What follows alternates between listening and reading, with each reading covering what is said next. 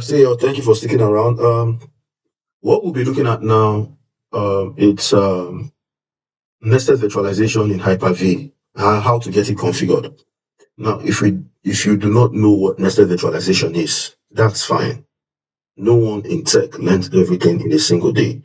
What I want you to do is pause the video if you're watching me on YouTube and research what nested virtualization is, and then come back and join me. And we'll learn together. Now, in my previous video, I showed you how to establish networking communication between the Hyper-V and the VMware. Now, we are going to look at how to configure nested virtualization on Hyper-V so you can carry out your experiments. Okay. So, we have machines that would make this a very smooth video, but I want to start from scratch so you get to have the complete experience. Yeah. So going to your Hyper-V, if you're using Windows 11, I think it should be the same. I do not know what other previous Windows might have. And instead of creating a virtual machine, just do quick create. Yeah, do a quick create. Why? I should not be having this error, but error. So initially, what I went to do was to go to the Windows Futures and add the net.2.0.3.5. I thought that was going to solve it, but I did not test for that. After I added it, I simultaneously updated all my Windows drivers as well as every update available on my Windows system.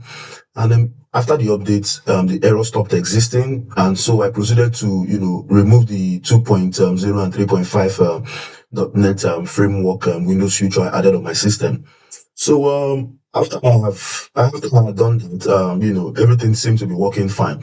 So why is this important? Because I know, some of you might encounter this error, and it's very important for you to know how I, overcame this. Pardon the English. It's very important for you to know how I, was able to solve this error. So given that this error is out of the way, we will now proceed to creating a Windows virtual machine. Thank you for the likes. Thank you for the support. We will now proceed to create a Windows virtual machine. And in that virtual machine, we will now make use of our PowerShell to run a one-line command that would enable us extend our existing virtualization on our host machine to that Windows virtual machine. And that is the way we can do the nested virtualization. Why is this nested virtualization important on Hyper-V? It is because the VMware Workstation Pro does not allow nested virtualization. So if for any reason you need to do nested virtualization, this is the reason we are doing this video. So I will close this error screen and take you to what we are supposed to be looking at. So this guy has been downloaded for quite some time. I do not know why. I have a very good network bandwidth. So I proceeded to start installing with an existing image I have. So I'm sorry to bore you with this step, because if you're already on my YouTube channel and you're watching this video, you know how to install an operating system. But I had to start the video in this part just so you see that it's a fresh install. So Windows do better if you're seeing this video. If you work at Microsoft and you're seeing this video, do better. Okay, so this guy is up. Let's just test the basics. Though the icon can, the icon already shows everything is fine, but sometimes don't trust the GUI.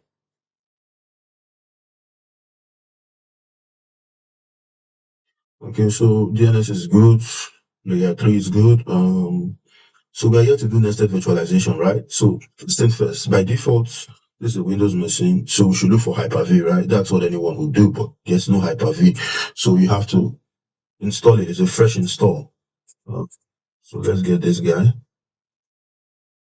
Oh, you see? That's why it's important to do a fresh install. You can't check this guy. So you see this guy is grayed out. So now, the next thing I will need to do is to run the command that gives you the nested virtualization command. So I'll be showing you the command because I might not type the command in the comment section, and I'll leave that command for, let's say, a minute. So you type it, while watching the video. So this is the command, and hopefully it's large enough in the video. Take your time to write down that command. This part should be the name of the machine. Yeah. So I'm going to pick the name of our machine. Asa. Okay. So that should be the name of your machine. So once you have that command, you copy. Please run this with an administrator terminal. I don't know why, but do. Okay, let's go this route. Okay, let me be sure you can see this. Okay, good. Well, of course, the system is on. I need to turn it off. Remember to turn off the virtual machine before you run that command. Okay. Okay, so now that you've done that, you can power back the machine up and, let's go see. Let's go see. That's me. Someone I know, let's ready to jump in.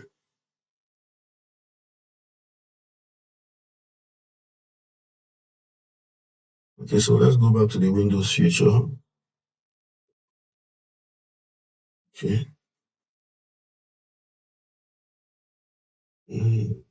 So we look for the Hyper-V again. Now you see it's no longer grayed out. It's no longer grayed out. So let's go. So first of all, for the fact that that is not grayed out, we have successfully done the nested virtualization. But I would want to, show you everything about it. I want this machine to get back up. We then run on the Hyper-V, and then we try creating a VM, and then you are then convinced that there's nested virtualization, and that's. So while this is coming up, I want to show you a diagram of the nested virtualization I have in my environment. Hopefully it doesn't take too long to load. So if you're watching this video, you've probably seen some of my browser tabs, and you've seen some information you can use in hacking me or try at it. So what you have here is my laptop. Let me see if you can see what I'm showing you. Okay, yeah. So you have my laptop, and then I have a VMware workstation in Hyper-V, and on this VMware, I have a Windows 11 machine. On the Hyper-V, I have another virtualization tool on this Hyper-V called Proxmox, and on this Hyper-V, I have a Windows 11 machine, which, it's not what we're looking at now, but you can, call it what we're looking at. And this Windows 11 the machine, it's able to send packets from this guy to this guy. I hope you're following. The Windows 11 machine is able to send packets from this guy to this guy and back and forth. So they're talking across this guy. Now, on this Windows 11 machine, we now want to set up Hyper-V, which is what we are doing right now. And then we can now deploy an Ubuntu or maybe a Windows 10 on this machine. And then the beauty of all this we are trying to do is if this machine at the top here is able to communicate down the stack, that is to say, it can ping this guy, this guy, this guy. And this guy can ping this guy, this guy, this guy. That will be the beauty. But I will not be doing all that in this video. I'll be stopping at this layer. So I'll be stopping at this layer here. So in some other video, if you need me to, please say it in the comment section. Please proceed. Just type in the comment, please proceed, and I'll continue, trying to get what I just explained done practically. So I'll be stopping at this point. So let's get back to the video. So the virtual machine is up. So where are we?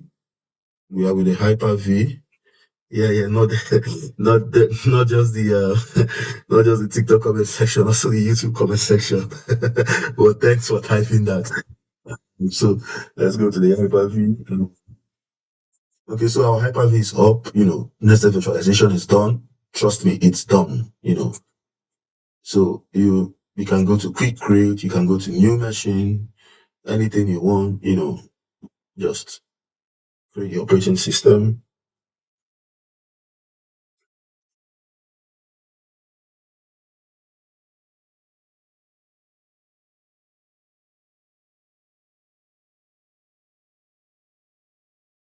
Okay. So we have successfully carried out, the configuration on nested virtualization from the previous video up to this point. And then we will now look at, I want to show you something else if you're going to stick around like a bonus. So we've successfully done the nested virtualization. I'll shut down this guy. Okay, so I want to show you the reason why there's a nested virtualization in the first place. So this machine is a Proxmox machine, and it's also, it also has the virtualization of my host system extended to it. So I'm going to power on this Proxmox machine and then go to my browser. And then let's see. I'll show you what we mean. Okay, so for those of you who are strictly in the network engineering field, this is an important tool because tools like GNSVM3, GNS3, and Net. What's the other guy? IfNG. GNS3 and IfNG, they require a form of, virtualization. So you might not want to install the GNS3 on your direct system or the IfNG on your direct system. So you might want to have a virtualized instance of it for reasons best known to you. Now, that is where nested virtualization comes in. Or maybe you work in a very big organization and they're about to, cluster some group of Proxmox virtual environment. Now, you can then deploy these Proxmox instances on your Hyper-V and then try to cluster them. This is where nested virtualization comes in. Or you might want to sandbox a particular container and you need something like Proxmox. This is where Proxmox comes in, and this is where nested virtualization comes in. So what did I want to show you? I wanted to show you that Proxmox was successfully installed on Hyper-V, because without nested virtualization, you cannot install Proxmox on a VM. And then on this same Proxmox, we have a machine which is installed. So it's more like we have a virtual machine virtualized by a virtual machine that's virtualized. Yeah, write that in the comment section if you like how it sounded. So other than that, this will be the end of my live stream, and this will be the wrap of the video. If you want more video on how I would then make this particular machine talk to the host, which is my device, write it in the comment section. Please proceed. Other than that, have a good day. I'm just another tech bro. Thank you.